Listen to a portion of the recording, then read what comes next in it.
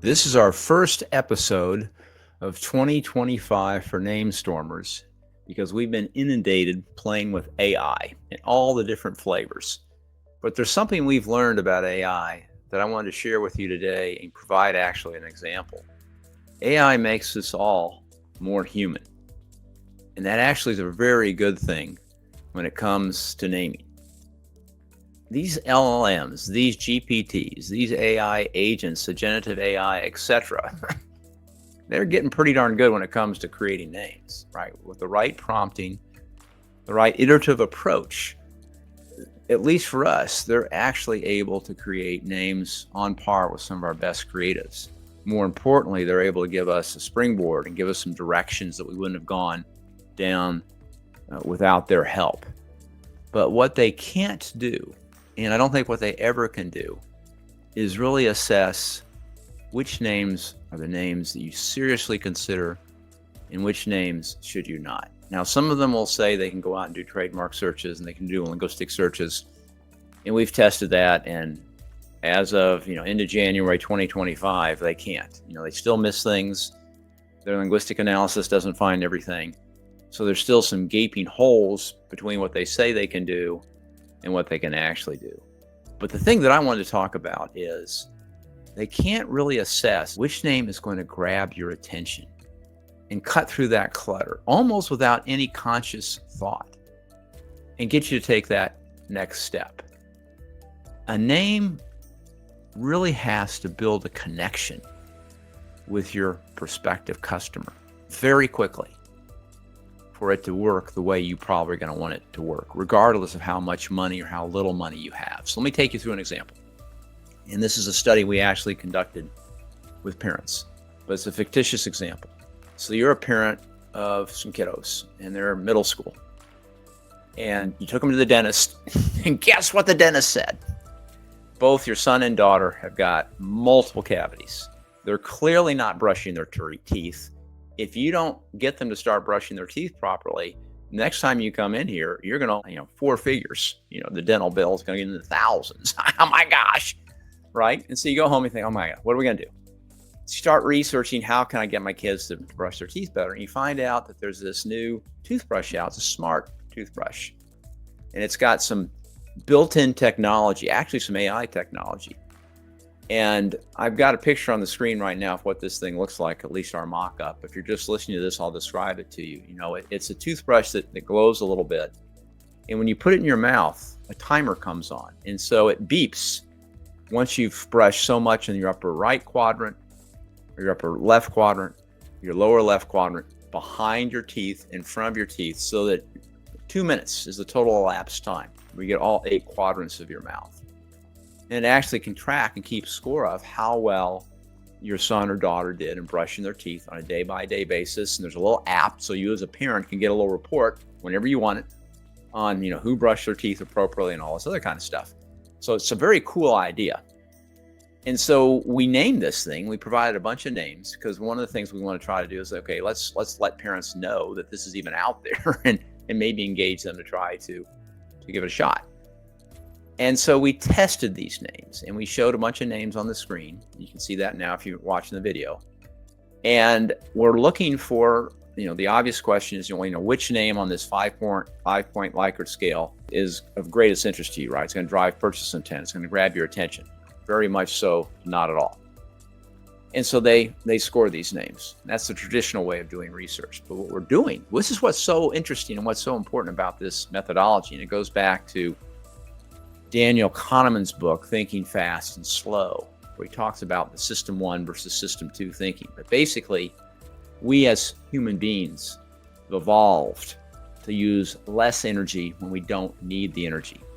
So the brain is the one organ in the body that uses the most energy for its weight.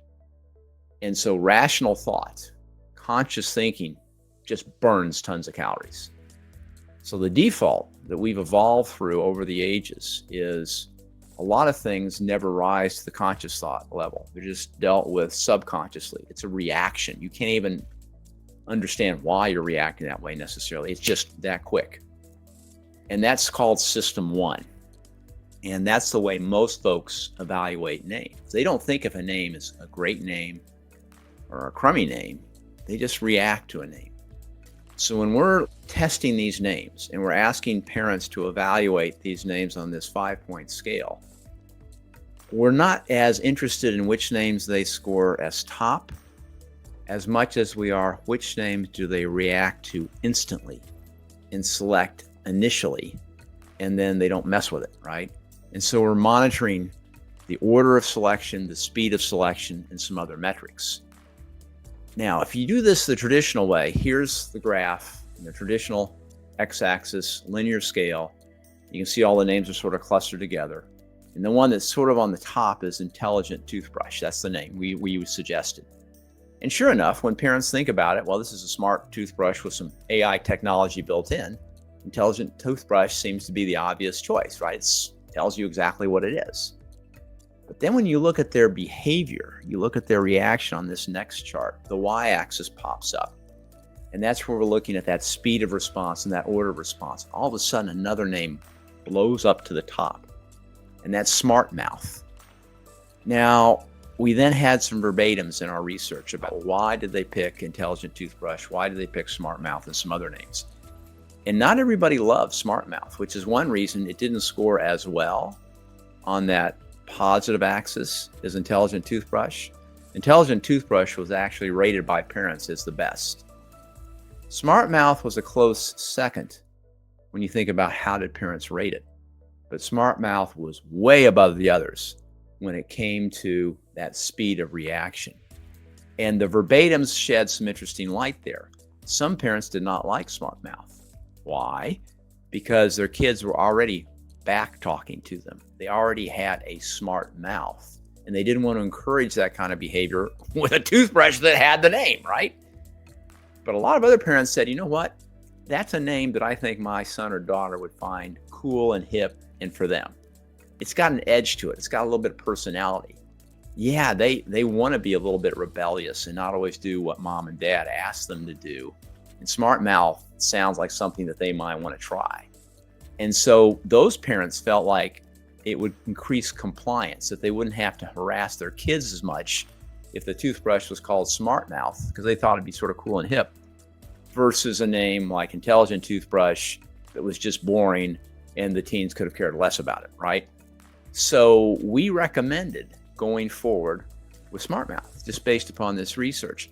And what it comes back to is, to us, smart mouth is a name that connects emotionally. It generates that instant reaction. You don't necessarily even know why, but it's a characteristic of being a true human, right? And it's something that AI can't necessarily pick up on. It's that nuance, it's that subtle thinking that comes through with a name development.